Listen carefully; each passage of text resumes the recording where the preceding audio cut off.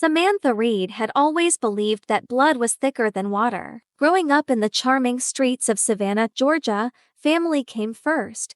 Sunday dinners at Grandma Mabel's house were sacred. The scent of collard greens and sweet potato pie filled the kitchen as relatives gathered around the table, sharing stories that stretched back generations. It wasn't just a home, it was the heart of the family. But when Mabel Reed passed away in 2021 at the age of 86, that heart stopped beating, and the fractures in the family began to show. Mabel had been a schoolteacher for over 4 decades, known in her neighborhood not just for her wisdom but also her financial prudence. Over the years, she'd invested in real estate, government bonds, and even held stock in a few local businesses. She wasn't flashy, but she was smart. And when Alzheimer's began to steal her memories, it was Samantha who stepped in, not the cousins, not the uncles or aunts. Samantha moved into the family home. She bathed her grandmother, changed her clothes, cleaned up after her during the worst of the disease's cruelty.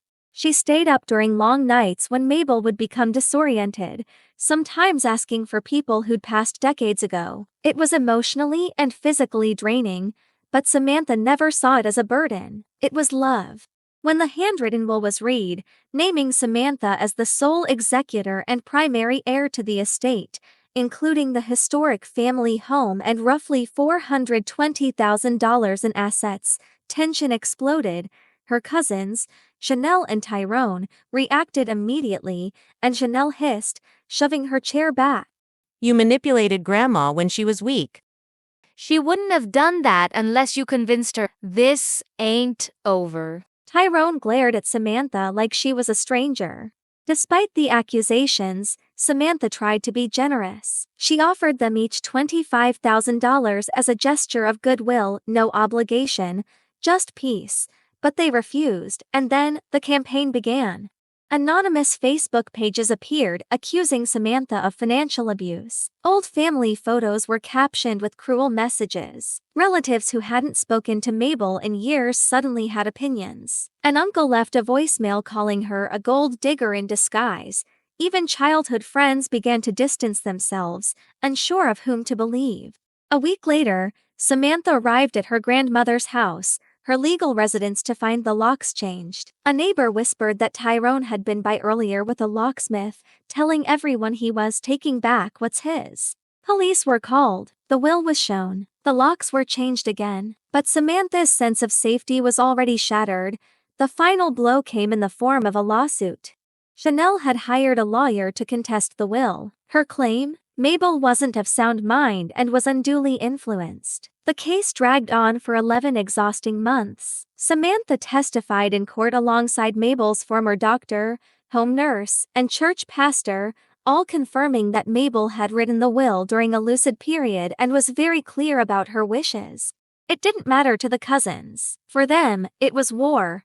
Court effies mounted. Samantha couldn't sleep. Her mental health took a hit. During depositions, she had to relive the final months of her grandmother's life in brutal detail, while being painted as a manipulator.